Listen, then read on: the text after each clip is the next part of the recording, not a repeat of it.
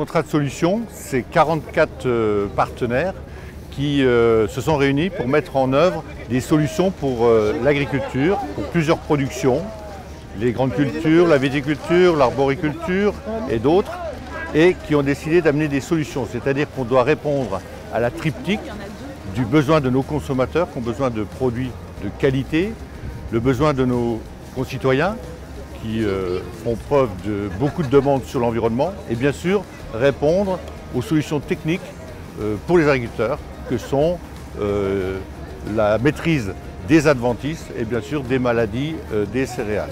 Comme tous les êtres vivants, les végétaux également ont des maladies. Le blé en l'occurrence a de nombreuses maladies. Afin de les limiter, on agit sur 4 leviers.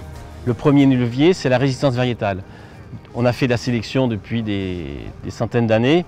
Maintenant, on a des blés qui sont très résistants à la plupart des maladies. Donc, on limite beaucoup l'utilisation des fongicides. Le deuxième levier, c'est l'agronomie.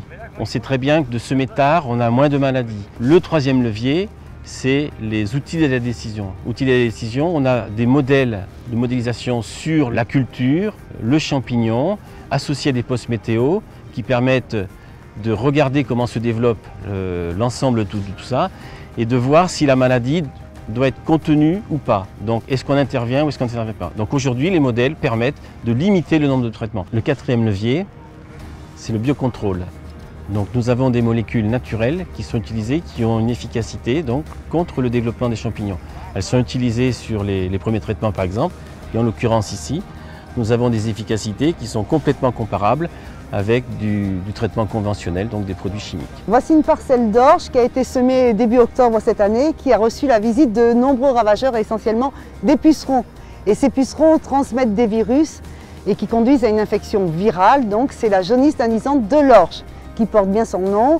Ça conduit à un jaunissement de l'orge et à un anisme et voire des pertes de pieds. Donc on a des dégâts importants. Sur cette parcelle, c'est une orge qui est ce qu'on appelle tolérante à la JNO. Donc l'intérêt direct pour les agriculteurs, c'est d'éviter les symptômes de JNO et donc les pertes de rendement et surtout d'éviter la surveillance vis-à-vis des pucerons et les traitements insecticides. Les agriculteurs ont plusieurs alternatives pour détruire les mauvaises herbes. Pendant la période d'interculture, c'est la période de l'année où il n'y a pas de culture sur les sols.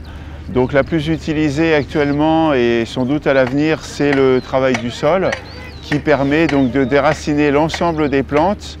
Et donc, comme on peut le voir ici, l'outil qui est derrière moi a déraciné l'ensemble des plantes et donc ça a finalement provoquer une destruction complète des plantes. On fait face aujourd'hui à un climat qui change, donc des nouvelles problématiques. C'est pas forcément facile d'encaisser en fin de compte tout ce changement. Si les gens cherchent un produit qui est pour eux plus sain, moins de pesticides, machin, comme on entend parler, il va falloir au bout d'un moment que le client aussi mette la main au porte-monnaie ou qu'à un étage dans la filière, le distributeur revoit sa marge peut-être à la baisse. L'idée, c'est bien de dire que c'est l'innovation qui va entraîner toutes ces solutions qu'on va amener aux agriculteurs pour produire beaucoup mieux.